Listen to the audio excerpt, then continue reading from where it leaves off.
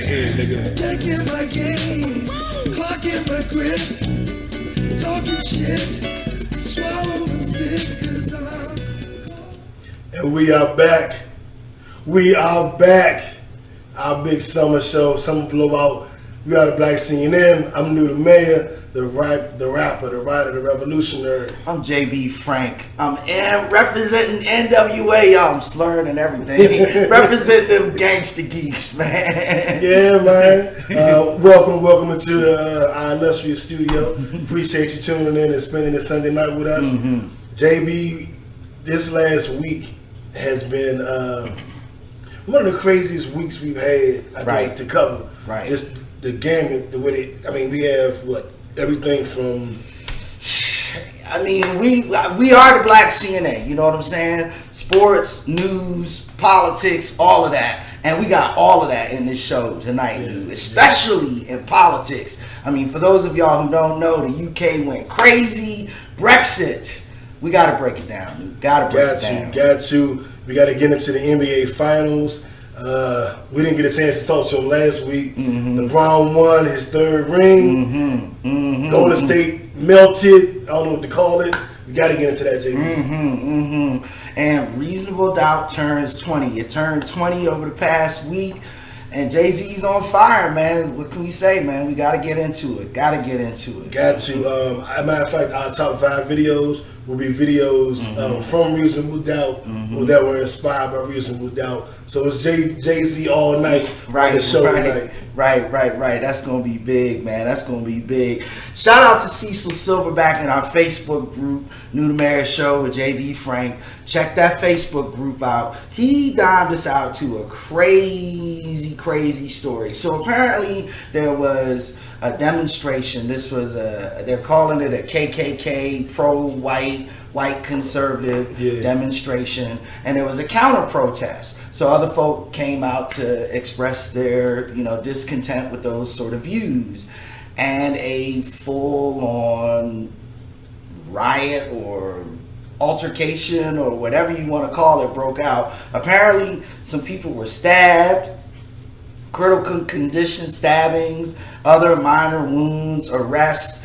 I mean, you kind of have to call it a race riot. I mean, it's what it sounded like. Yeah, JB, just the KKK. I'm telling you, it's Trump, JB. It's Trump.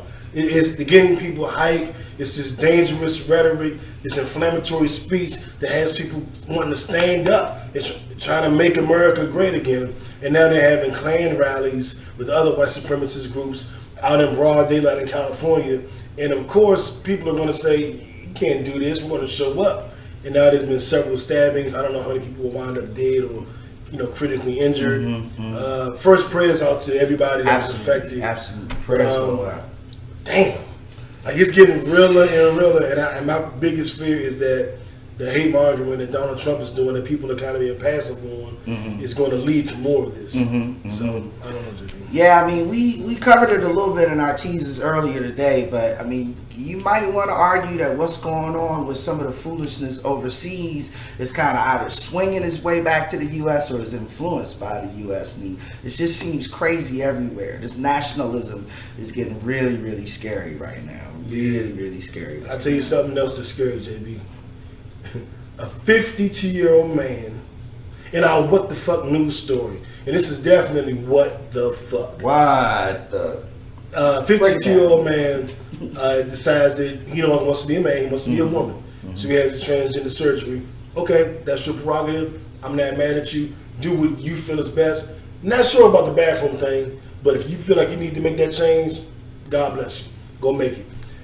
Now he's decided, not only is he not a man, he's a woman, but not only is he a woman, he's not going to be a 52-year-old woman. He wants to be a college-aged woman. And so it goes to college and is now a varsity member of the women's college basketball team, JB. And I think the craziest part of the story is that I'm reading more and more stories where, white men in their 50s are saying, I'm not going to be a 13-year-old girl. And one guy was adopted by two parents to a white couple, and they're raising this 52-year-old man as a 13-year-old girl in junior high school and everything. Crazy. This is the precedent that we spoke about a few months ago with the bathroom situation. This is where it's going, and it's apparently legal, JB. Yeah, I mean, you can see some of the pictures that we got posted behind us. I mean, look at this person compared to all of the other women on the team. This isn't fair for a couple of different reasons. And for me, the biggest one is just let's look at all the other girls who might have wanted to play on that team. You know what I'm saying, dude? Yeah. Now their spot is taken by this dude. Okay, so he's a dude, and now he's a lady. Okay, whatever. But he played college basketball as a dude when he went to college. So, like, help me understand this. Like, just because you decide to change, now you're going to just fundamentally break down why we have women's versus men's basketball. He's just going to be in there posting up on women and dunking on them, and, you know, it's all this good. 50-year-old man against 18-year-old girls. Right. Like, come on, man. Like, what is this? It's just really, really, really, really, really, really stupid to me. Really, really, really stupid to me. I got to throw out a new catchphrase for the show, JB. And it's going to be, when it's a story like this, I got nothing. I got nothing, man. I got nothing. Because I don't even know, it's so many, I don't even know where to go, where to begin, where to start, what to say, JB. It's just odd as hell, dude, because, I mean, you break it down and you say, okay, yeah, you want to go through that transformation. But for me, part of the transformation is acknowledging that you have transformed. Like, you used to be something else. Like, we can't all just, okay, forget what you used to be. Like that doesn't work for me, dog. And that's been their underlying agenda, is that's why they want to use the same bathrooms or the bathrooms with the new sex. They want all records, all memory of that. Like, they're having their birth certificates changed, JB. Like, I legally changed my name. My name is the same on my birth certificate. I didn't change that because that's different to me. That's my birth certificate. That's the name I was given at birth. No matter how I feel about that name or why I changed it, that's still the name I was given at birth. My birth certificate will always reflect that name. Right. That's a choice I made. Right. I got nothing. I got nothing, There it is, man. Ain't nobody got nothing on Jay-Z right now, dog. No, not at all. 20 years of reasonable doubt. 20 years of Jay-Z. We're gonna get into it. We're gonna break it all down. Indeed. I'm a huge Jay-Z supporter. I guess you could say a fan. Yes, whatever sir. you want to call it. Yes, sir. So we're gonna have fun talking about it today. Yeah. That's the highlight of the show for me. And we're doing all videos from Reasonable Doubt. Let's go into the video that started it all, as far as getting him national acclaim. His first hit record. It was on the Nutty Professor Part 1 soundtrack. So that means that came out in '96 too, JB. Damn. We old, yeah. We old. Stop. Because I was grown when this came out. I know, right? Yeah. All right. Anyway. So let's go into Ain't No Nigga featuring Foxy Brown. Look out for the cameo with Biggie in there. Irv Gotti's in the video. Some other people who back then we didn't know who they were. Mm-hmm. But when you watch the video, you go, dang, he was in the video too. She was in the video. And you see how they all came up together. This is Ain't No Nigga. Big Jazz produced the beat. And this is the first time we really heard Foxy get down. Mm-hmm. We heard it on LO's Who Shot You. Right. It's the first time that she just really went in. Mm-hmm. So here we go, y'all. Tune in, turn up with us. We'll be back in a bit. Che, what's happening? Where's Frank? Frank's finished. You're coming with me.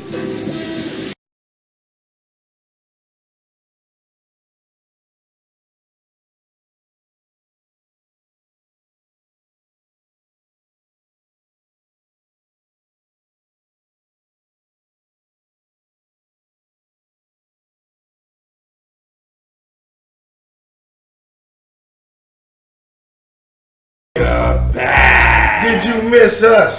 You know they did. New Man Show with JB Frank, aka the Black CNN. The revolution will be televised. No doubt. All right, JB, we back. We got to get into our famous thumbs up, thumbs down. Thumbs up, thumbs down, rapid fire, whatever you want to call it. Let's get it.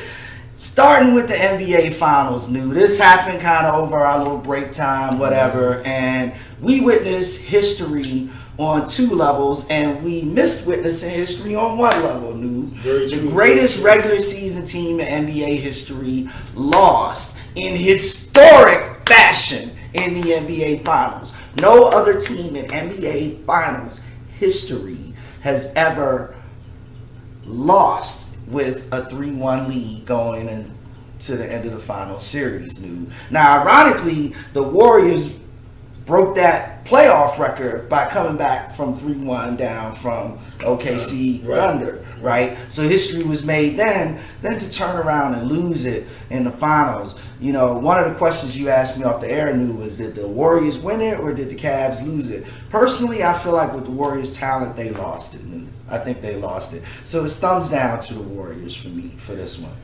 I'm going to have to agree with you, JB, looking at what happened. I don't know what's going on with Steph, if he's injured or what, but he was healthy enough to actually play. He just didn't bring it. I don't know if they ran out of gas, you know, chasing those 73 wins, having to come back against OKC down 3-1. What happened? But they were up 3-1 on Cleveland. Right. All they had to do was win 1 game. Now, Draymond Green was suspended on some BS. I agree with that. Andrew Bogut was injured. The NBA Finals MVP from last year, Andre Iguodala, was also injured. So they had some strikes against them. They had some things that make you go, it's going to be tough. It's going to be hard now. It's not going to be easy like you thought. But you were up 3-1. Okay, you know, they went game 5, so that was 3-2. Okay, we expect it to be a little difficult. He had some extra injuries that went game 6. Okay, cool. I get it. He had some injuries. Game 7, you're supposed to put all that to the side. Right. Steph Curry, who I've supported on this show for the last 2 seasons, saying that he's the new guy. Die hard. He let me down. He didn't bring it. That's real. Didn't bring it in the finals. That's real. I couldn't agree with you more, New. I felt like there were more kind of weak back-offs and more kind of just choke artists on the Warriors team. Real talk. I can't put it no other way. One of the reasons why they were in the finals, one of the reasons why they had the 73-9 record was the quality of their bench and their ability for their stars to come through absolutely when needed. Steph, it was almost like he started missing at the critical time rather than hitting at the critical time near the end of the games that they needed to win, speaking specifically of game 6 and game 7. Like you said, game 5, okay, I give you that one. But to not show up, to not make those shots like you did during the regular season, more importantly, just to straight up miss them, it's not what I expected to see. Not what I expected to see. At all, JB. Golden State lost this series. LeBron and the boys, they brought it. Kyrie damn near stole the series with that 3 at the end of game 7. He kind of stole it, but he shouldn't have had the opportunity to. Is really what I want to get into. JB, how did the Cavs get back into it? Like, because Golden State could still miss and still win. You know what I'm saying? Because everybody wasn't missing. So how did Cleveland get back into it? You gotta tip your hat to LeBron James, man. You gotta say that he stamped his legacy with this series and with this win, because despite the failings on Golden State's part, he still took over those games. He still put the squad on his back for a couple of games. And I look at it in twofold, because Kyrie did what he did in game 5 and game 6, blew up the spot, went crazy, matter of fact. But in game 7, it was LeBron, in my opinion, who held it down. It was LeBron who rallied the troops. It was LeBron who made the key passes, the key shots. He was attacking the lane. You know, he did the damn thing, man. You can't deny that. And you gotta cement his place in history right now. I mean, what's that? 7 finals appearances? 7 finals appearances in 13 years with 3 rings.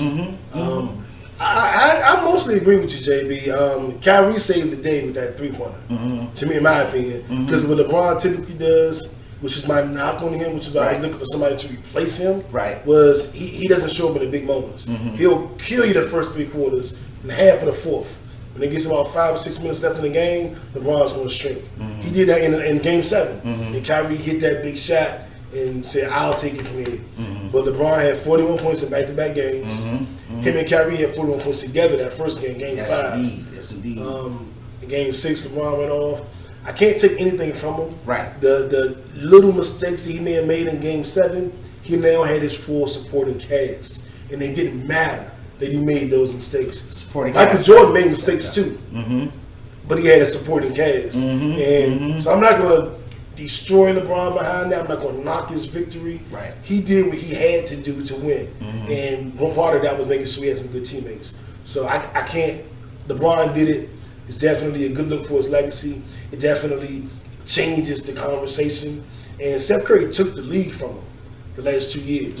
He just took it back. Yeah, you got to say that. You got to say he took the lead back. It was a big win for LeBron, and you know he's in the Bill Russell range now in terms of finals, man. Yeah, I mean 6 straight. Nobody's ever done it except Bill Russell's team. Right. So you know we'll see what he does next year, and he could go back again next year. That's the scary part, and win it. So we have another conversation at that point. Really about his legacy, and that's what we're going into right now. Yeah, I mean, exciting moves in the draft, like you said, talking about next year. What happened, man, especially in the East. Yeah, I mean, Philly, who has been struggling, JB, struggling. Had the number 1 pick 3 of the last 4 or 5 years. They had the number 1 pick again. They picked up Bill Simmons. They have an exciting young head coach, a great GM. Things are looking bright in Philly. I think this year they'll be fun to watch. And I think in the next 2-3 years they'll be in the thick of things because the East is piss poor sorry anyway. I mean, you got the 1 through 4 or 5, which are pretty solid in their positions, but 6 through 8, anybody could be in there. And I wouldn't be surprised if Philly was in there in about 2-3 years, Jimmy. Yeah. I mean, you got that, but let me ask you this. You know, even with the exciting moves in Philly, is anybody going to be anywhere close to what the Cavs are? Hell no. Hell no. What about the West? Well, I'll say this in the East. If the Wizards pick up Joakim Noah, which I don't agree with this move, they're talking about paying him $30 million a year. That sounds asinine to me. Wow, that's crazy. But if we can get him at a slightly better rate, then that gives us a defensive low post presence to go along with Martin Gortat and Markieff Morris, and then with of course our young backcourt. So the Wizards can turn things around. Atlanta just traded Jeff Teague, so I think they're going to take a step back, back into the fold. And then you got young teams like Boston that are looking pretty good. So we'll see. Out west, the Lakers with the number 2 pick picked up a young guy Ingram from Duke. Won't replace Kobe, but that's not a bad way to start. That's not a bad way to start with the number 2 pick in the draft. So we'll see what the Lakers are going to be able to do going forward. And Wizards, don't pay Joakim Noah $30 million a year. Don't do that. Please. LeBron doesn't make $30 million a year. That would be an incredible waste of money, man. Yeah, I mean he's a bad mother, but he's not $30 million a year. That's crazy. That's crazy, man. I don't even understand that money. That doesn't make any sense to me at all. No sense to me at all. Okay, breaking news, JB. Adam Silver, the commissioner of the NBA, has taken place in New York City's Gay Pride Parade today. And he's welcomed the WNBA. The NBA and WNBA are the first leagues to participate in supporting the Gay Pride marches in New York. Okay. It literally just came across the news feed, and I wanted to make sure we are the first to report it because we are the Black CNN. That's a big one, brother. I mean, I guess what can I say? Shout out to the NBA. Shout out to Adam Silver. Cool beans.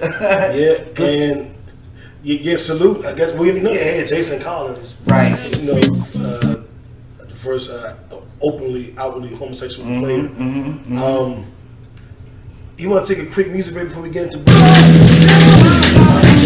I don't want to be known for one thing I do. Let's do it, man. Let's do it. Because this one's a big one. This was a big one. We might need a little, Brexit. For those of you who don't know, the European Union lost a member. Great Britain has now decided to leave the European Union. Now, what does this mean? What does this mean? This means that over the next 2 years, they will be breaking down, basically nullifying all of their free trade agreements with the EU trading partners. Now, the EU is that big conglomeration of 28 countries throughout Europe. You can get an EU passport, move freely in between the countries, work freely in between the countries, right? So one of the reasons why this is a big deal, particularly to the UK, is because of the flood of immigrants that have come in to the UK with these EU passports. Basically, I can work in the UK without having to go through the rigmarole of getting a work visa. I can start a business in the UK, those kinds of things. That's no longer going to be valid over the coming years. Had a huge implication on the stock market. The Dow went down by about 15%. NASDAQ went down by another 10%. And this is how it's affecting our country. Yes. Just so people are aware. Yes. Because we know that the pound went down. It's like 73 cents to the US dollar. But JB's breaking down how it not only affects the UK, how that decision affects us here. Very important distinction. Yes, these are economic implications in America based on what just happened. Things are going to be unstable for quite a while because they're saying it's going to take them about 2 years to kind of get out of everything, to kind of disentangle. So the sterling is going to continue to weaken. Some of the EU is frankly going to continue to weaken as well. Now, this has political implications beyond just the economic ones because it's this nationalist movement. Again, we don't want immigrants in our country. We don't want people to come here and steal our jobs and this, that, and the third. Who does that sound like to you? So familiar to me, JB. Who does that sound like to you? Our universal shut up stupid award winner, your future president, Donald Trump. It's amazing because the mayor of London has been the one talking about we need to take the UK back from the invading, I guess Mongol horde of immigrants or whatever. They want to make it white again. I mean, make it great again. Yeah, make it white again. I mean, make it great again. Yeah. Right. Yeah, We hear you loud and clear. Stuff. Yeah, and like Tony Blair was Bill Clinton's counterpart back in those days. They're saying this guy might be a Donald Trump counterpart. Yeah, I mean, what they're saying now, I mean, just to give you a little bit of history, the UK never wanted to be a part of the European Union. They were one of the last countries to join, and they resisted for a very long time. And it's been brewing over the last couple of years, them trying to separate themselves. And the notion of separating, it kept losing in these elections, in these votes. Then it came in third, then it came in second, and then this year it actually happened. The most alarming thing about this to me, JB, is the day that Brexit happened, the most searched thing on Google in the United Kingdom was, what is the EU? So they voted for this crap, and nobody knew what it was. The most searched item in the UK on the day that this transpired was, what is the EU? So you guys voted to leave something that you don't really know because they're listening to that speech, JB, like the Donald Trump supporters. They're trying to take stuff from us. We got to separate. Okay, cool, we did it. But what did we leave? What did we separate from? What happened again? Yeah, crazy stuff. And they got the highest voter turnout for any referendum since 1992. 71% of the general voting population voted on this. So you take those two statistics and say that these people were absolutely duped into leaving the EU. Of course, Barack Obama hated this move, as he's been discouraging them from doing it pretty much since he got into office. I only see bad things, but at the same time, they're the UK. They can do what the hell they want. It's not my country. We've seen how it's affected us. I don't think it'll affect us much more, as long as Trump doesn't get in office along with this guy. You see what I'm saying over in the UK? Oh, as long as that doesn't happen, we can only vote for Bernie, vote for Hillary, vote against Trump. I don't care who you vote for. Because in the UK, just so you guys have a little backstory, they were saying this will never happen. This country is too intelligent to fall for this. We'll never leave the EU. This guy's a hate monger. He's just saying this ridiculous stuff. People will never buy into it. It'll never happen. This is just ridiculous. This is all theatrics. Politics is like WWF, blah, blah, blah. And it happened. Yep. Same kind of speech y'all are talking about, right? These, I'm not voting for Hillary. I only vote for Bernie. If Bernie doesn't get it, I'm not voting. Because Donald Trump will never get in. It'll never happen. His crazy politics will never work. He'll never be able to do what he wants. Okay. Take a good look. Okay. Take a good look. It's real scary. You're right about that news. Real scary. And I reached out to Rula Jabril from MSNBC. She's on her way to Jerusalem tonight. So she couldn't join us, but we're definitely going to have her on to kind of give us a world view of Brexit and what's going on in the UK. And she said hi. Oh, okay. So we'll get her on as soon as we can. Yeah, hopefully we can get her while she's in Jerusalem next week. That would be awesome. If not, we may have to wait till we come back or do a special show. Just a show and get her on this view. Absolutely. It'd be great to get her perspective on some of those international implications. Like I said, we can literally see how it's going to affect America, but how does this affect the Middle East? How does this affect Eastern Europe? You know what I'm saying? That's an important perspective to have. The fifth largest economy in the world now leaves, the second largest economy in the world. So it's crazy stuff, man. Crazy stuff. Yeah, man. And we got to get into some more crazy stuff from Hove, the God MC, Jehovah, Sean Carter. We're giving you a double play from Reasonable Doubt. I guess we're going to go with my favorite song off the CD. My feel-good song is Feeling It. And I love that, John. It's just chill, laid back, his balls, player swag, love it. And he's also follow up with the first video off of the album, which is kind of underground, didn't really make it. But the real fans, we knew what it was, you know what I'm saying? And that's Dead Presidents. So we're going to that double play from Reasonable Doubt. Then we'll come back with our Donald Trump Shut Up Stupid Award, Brian and Shine Award, and then we got to talk more about Jay-Z. Yeah, got to talk more about Hov, break down his legacy, and how he continues to grow it. And come on back with us. New The Man Show with JB Frank, The Revolution.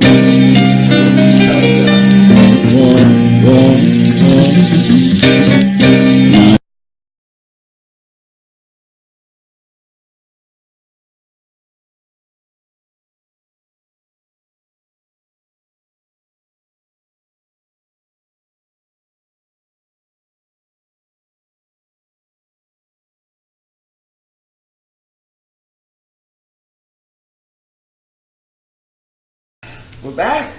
And we're back. New The Man Show with JB Frank, a.k.a. the Black CNN. No doubt. The Revolution will be televised. Will indeed. Alright, JB. Non-revolutionaries, Get him. Your boy Kyrie Irving. Hey, my boy. Now this dude So if it's true. Good point. This dude allegedly, after his team, the Cleveland Cavaliers, we talked about his contribution to win.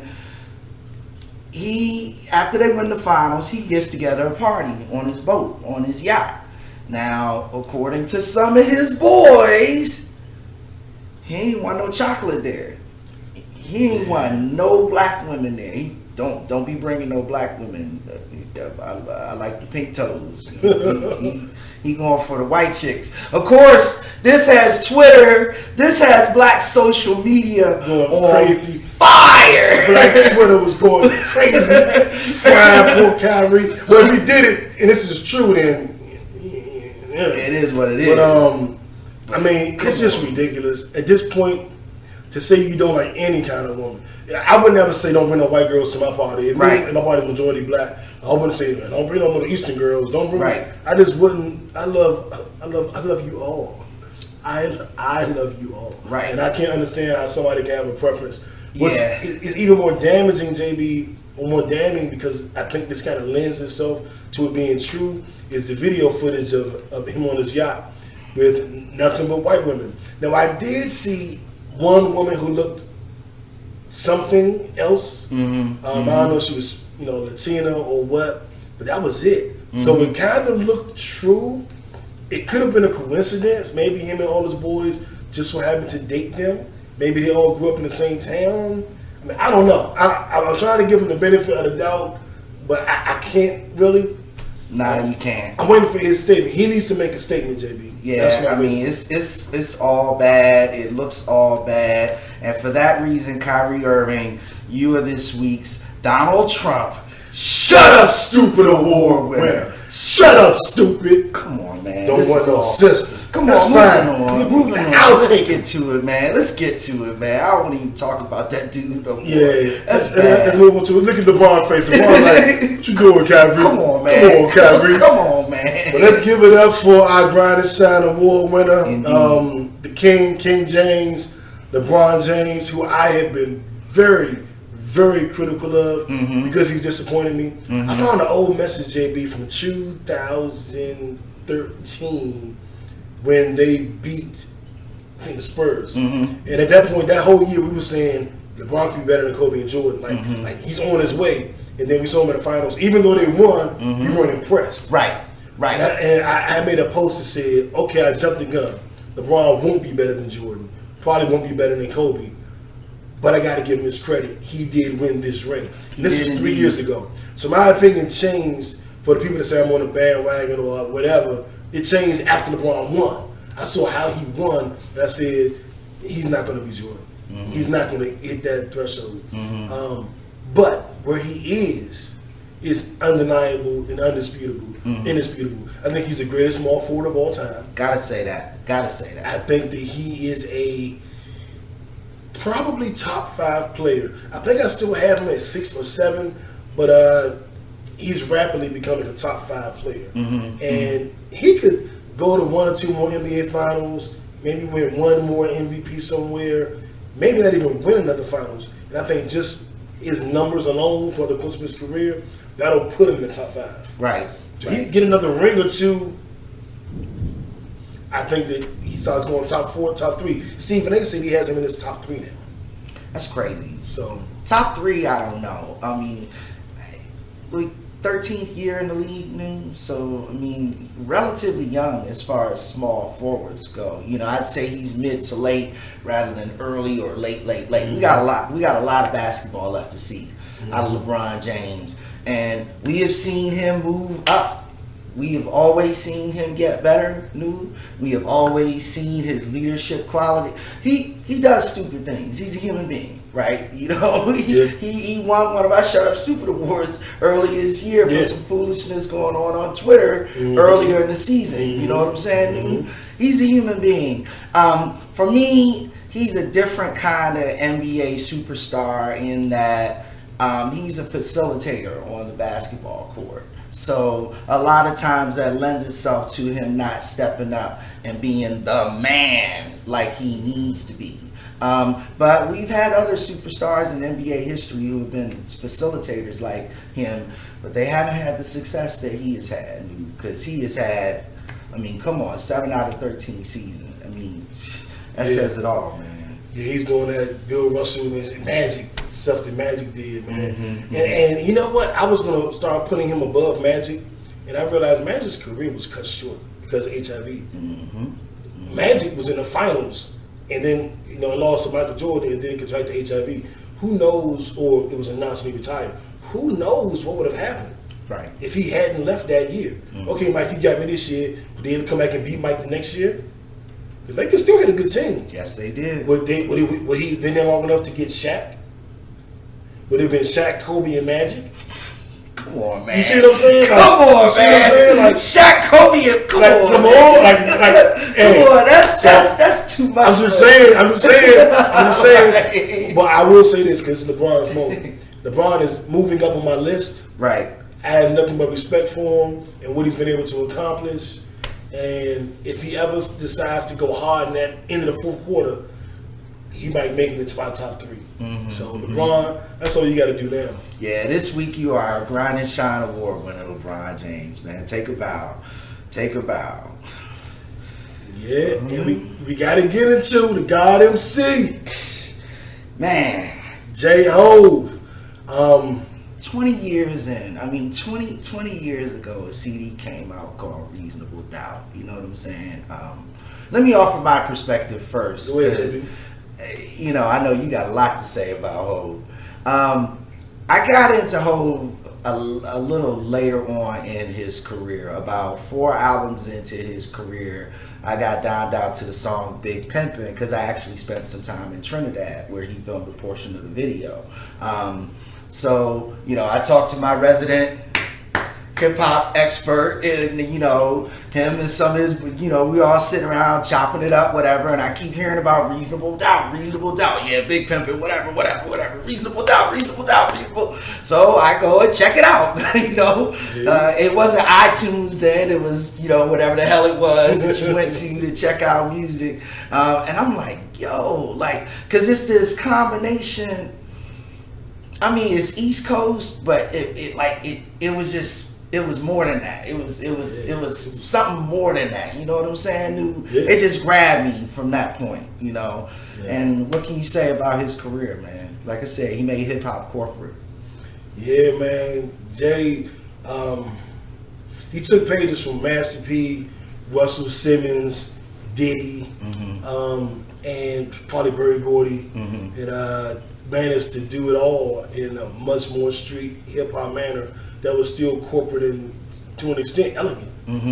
Jay came out Reasonable Doubt first album. He wasn't the dude on the block making that money. He was the dude that supplied the dude on the block at a time when everybody in hip hop was the dude on the block. That's what everybody wanted to be, even the ones that was lying, was the dude on the block, or maybe the dude that robbed the dude on the block. And that's what hip hop was. And then he came in and introduced a whole new character.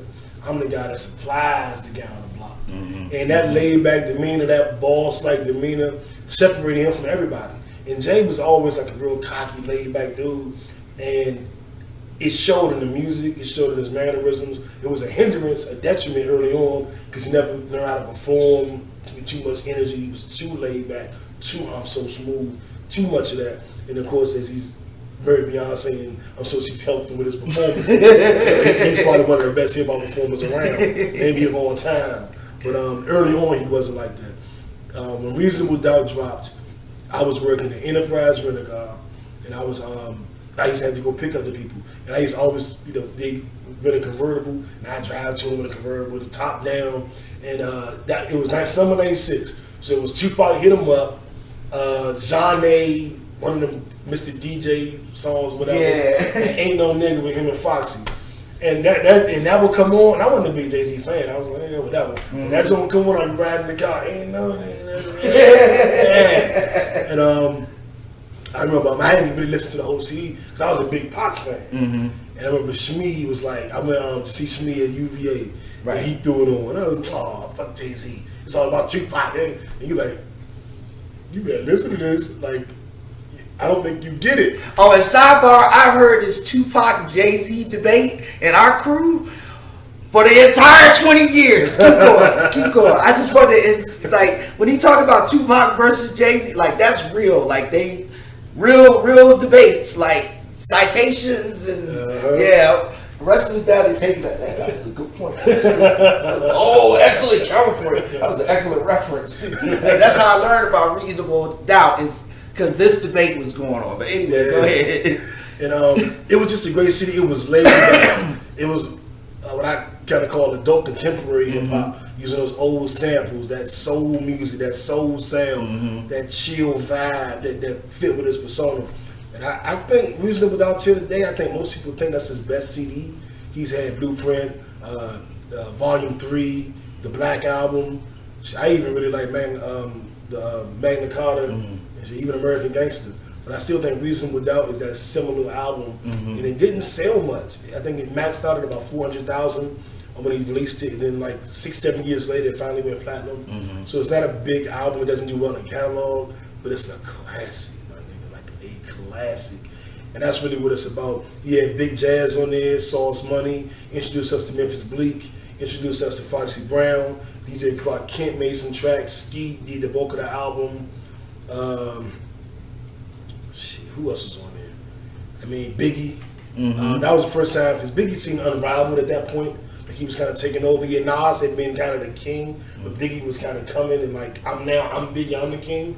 And then Biggie did a song with Jay-Z, Brooklyn's Finest, and Jay's verses was mostly better than Big's.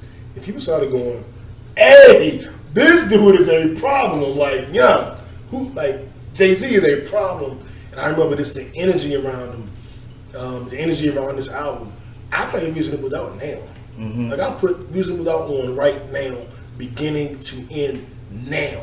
20 years later, I will play it like it just came out. Yeah, It's a great CD. Timeless. One of the few hip hop albums that I can actually listen to start to finish. Because again, I like hip hop, but I am not a hip hop dude. I can listen to Reasonable Doubt top to bottom. Doesn't bother me at all. Just throw it on, whatever, you know. And that speaks volumes, just, you know, from my perspective. And you look at like it's rare to see an artist live what he's saying like Jay-Z does. I mean, the lifestyle, the boss attitude, it just grew out of this album, and it kind of touched on every facet of his life. He got the baddest female on the planet, like on the planet. There's no denying this. There's no arguing. No nothing. Nobody is going to disagree with that statement. And that's his wife. he having breakfast either, you know, on Warren Buffett's yacht or at the White House with Barack. Yeah. You know what I'm saying? All for Reasonable Doubt. And we run out of time. We want to say so much more about Hov, so much more about Reasonable Doubt. We all run out of time. JB, let's go into another video off Reasonable Doubt. But this is actually going to be a live performance with one of the guests that we didn't mention that was on the album, and that's Mary J. Blige. And we're going to go into Ken Knock the Hustle. I think this is live on David. Catch wild cows. Performance. I don't know if many people saw it, but let's go into that now, JB. Yeah, all right, let's do it. We'll be back in a moment, y'all. New to Mayor Show with JB Frank.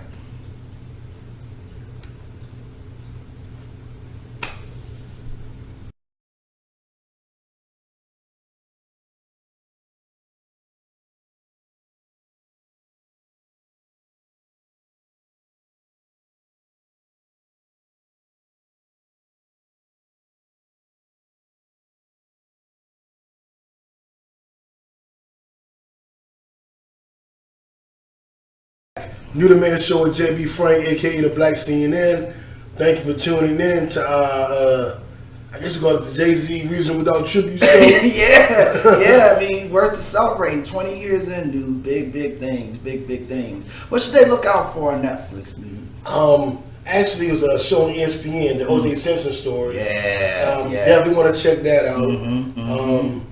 What else? Didn't you want to show something this week? Yeah, went and saw the State of Jones, the new kind of Civil War slave movie, whatever. I will say it wasn't really a slave movie, which was really interesting. The plot actually had very little to do with slavery. It was more to do with like politics. And they had a lot to say about Mississippi. So, okay. I mean, interesting show if you feel like checking it out. Yeah, I watched Deadpool over the week. I think most people probably have seen Deadpool. If you haven't, it was funny. It was like a ratchet superhero movie. Yeah, man. Speaking of ratchet superhero movies, the Death Squad is coming out soon. I'm looking forward to that. Yeah. Definitely gonna check that out. And Independence Day, Resurrection, whatever. That drops this next weekend. Yeah, it's coming. Yeah, so y'all might want to check that out. Well, thanks for tuning in, y'all. Good night and God bless. Yeah, we got one more video from Jay-Z to cap off, celebrating 20 years of Reasonable Doubt. I want you to check that video out, and we'll catch y'all next week for our final show of the summer. Then me and JB taking summer break. We'll be at the pool on vacation somewhere. Don't call me, I call you.